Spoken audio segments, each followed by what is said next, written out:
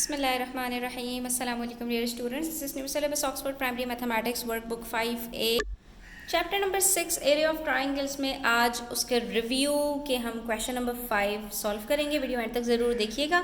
अच्छी लगे तो लाइक कमेंट शेयर कीजिएगा। चैनल सब्सक्राइब नहीं किया है तो सब्सक्राइब कर लीजिए।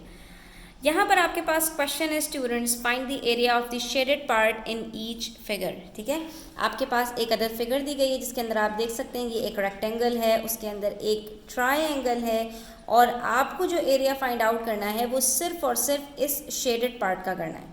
तो आसान बात यह है बच्चों कि अगर मैं इस पूरे रेक्टेंगल का एरिया फाइंड आउट करूं, उसके बाद इस ट्रायंगल का एरिया फाइंड आउट करूं और जो मेरे पास जो एरिया आया है रेक्टेंगल का उसमें से इसको सब्ट्रैक्ट कर दूं तो मुझे पता चल जाएगा कि बाकी जितना एरिया जो बच रहा है उसका एरिया कितना है। ठीक है, तो स्टार्ट करते हैं। हम यहाँ पर सबसे पहले देखते हैं हमारे पास जो रेक्टेंगल है उसकी लेंथ कितनी है 40 सेंटीमीटर, उसकी ब्रेथ कितनी है 20 सेंटीमीटर और एरिया ऑफ रेक्टेंगल क्या होता है, बस लेंथ इनटू ब्रेथ, हम इन दोनों को मल्टीप्लाई कर देंगे। देखते हैं हमारे पास इसका आंसर क्या आता है। तो बच्चों यहाँ पर आपको जो फिगर्स दी हुई हैं वो बहुत ही सिंपल हैं। 4 2s are 8 और 0 0 ऐड कर दिया तो 800 सेंटीमीटर स्क्वायर हमारे पास इस पूरे रेक्टेंगल का एरिया आ गया। ठीक है, उसके बाद बात कर लेते हैं ये जो हमारे पास ट्रायंगल दिया हुआ है इसका एरिया कैसे कैलकुलेट करेंगे। तो बच्चों उसका फॉर्मूला होता है half into base into height. Base आपकी वही है जो रेक्टेंगल की आपके पास यहाँ पर लेंथ थी। ठीक है, क्योंकि पूरा ट्रायंगल यहीं से स्टार्ट हो रहा है, आप देख सकते हैं इसकी पूरी बेस आपको 40 सेंटीमीटर दी हुई है। ठीक है, उसके बाद बात करते हैं हम इसकी हाइट क्या होगी बच्चों। तो आप ये देख सकते हो कि इसके ऑपोजिट साइड में हमारे पास जो परपेंडिकुलर गिरेगा वो यहाँ से गिरेगा। ठीक है, तो अब हमें ये हाइट मालूम करनी है कि ये हाइट इसकी कितनी होगी।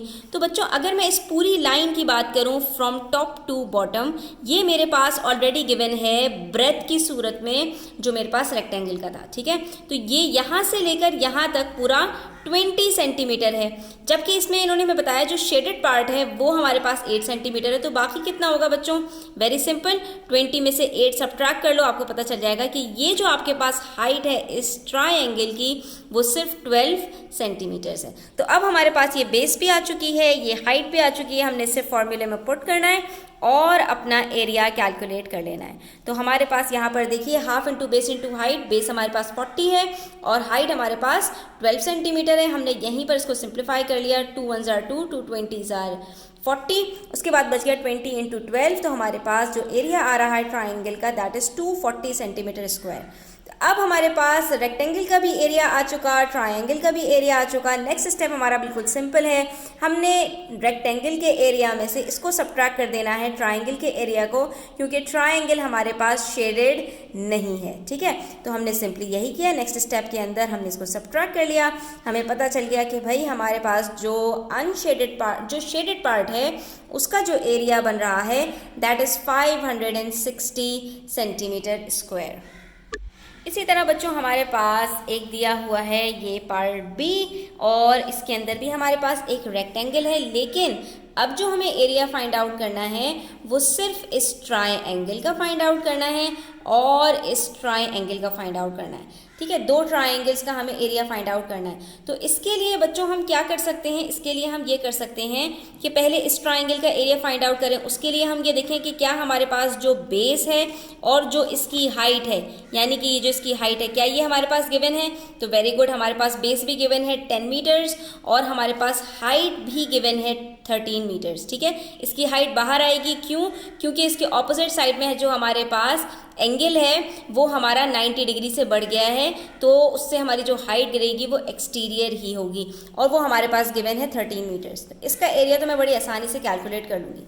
दूसरा जो ट्रायंगल है उसके अंदर बच्चों हमारे पास बेस गिवन नहीं है, लेकिन बेस हम कैलकुलेट कर सकते हैं। कैसे, क्योंकि आप अगर ऊपर रेक्टेंगल की बेस देखें जो इसका लेंथ दी हुई है वो भी गिवन है हमारे पास।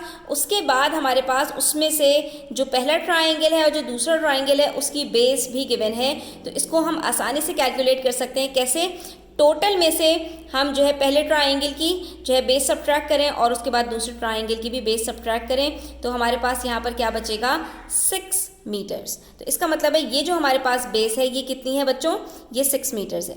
इसकी भी बेस आ गई हमारे पास और इसकी भी हाइट हमारे पास वही है जो पहले ट्राइंगल की थी, तो वो भी हमने यहाँ पर देख ली। सिंपली हम क्या करेंगे, पहले ट्राइंगल का पहले एरिया कैलकुलेट करेंगे, फिर दूसरे ट्राइंगल का एरिया कैलकुलेट करेंगे और दोनों को सम अप कर देंगे। तो बच्चों स्टार्ट करो यहाँ से, बेस लो इसकी 10 मीटर्स और उसकी हाइट ले लो 13 मीटर्स और आपने फॉर्मूले में पुट करना है। यहाँ पर सिंप्लीफाई हो रहा है, 2 1 2, 2 5 10 और 5 13 65 मीटर स्क्वायर। ठीक है, तो इस ए का एरिया हमारे पास कैलकुलेट हो गया। उसके बाद बात कर लेते हैं ट्राइंगल 2 की। तो इसके अंदर बेस हमारे पास 6 मीटर्स है, हाइट वही 13 मीटर्स है, तो हमने इसका भी एरिया कैलकुलेट कर लेना है। यहाँ पर हमने जो है वो बेस की जगह पर रखना है 6 मीटर्स और हाइट की जगह पर रखना है 13। यहाँ पर ये भी सिंप्लीफाई हो रहा है, बचेगा हमारे पास 3 × 13, तो ये आ गया 39 मीटर स्क्वायर। अब ट्राइंगल ए और ट्राइंगल बी या ट्राइंगल 1 और ट्राइंगल 2 हमारे पास शेडेड है, दोनों का एरिया हम कैलकुलेट कर चुके हैं। टोटल शेडेड पार्ट का एरिया कैलकुलेट करने के लिए हमें इन दोनों को ऐड करना पड़ेगा, तो हम इन दोनों को ऐड करेंगे और जब ऐड करेंगे तो हमारे पास आंसर आ जाएगा 104 मीटर स्क्वायर। तो इस तरह से बच्चों हम शेडेड पार्ट का एरिया कैलकुलेट करते हैं। कहीं पर हमें सब्ट्रैक्ट करना पड़ता है टोटल में से क्योंकि वो हमारे पास अनशेडेड पार्ट होता है, और कहीं पर हम क्या करते हैं अलग अलग जो है वो फिगर्स का एरिया कैलकुलेट करके उसको ऐड अप कर देते हैं, जैसा कि हमने पार्ट बी में किया है। आई होप स्टूडेंट्स कि आपको क्लियर हो गया होगा। स्टिल कोई क्वेश्चंस हो, क्वेरीज हो तो कमेंट सेक्शन में आप पूछ सकते हैं। Thanks for watching the video till the end. Take care, अल्लाह हाफिज़।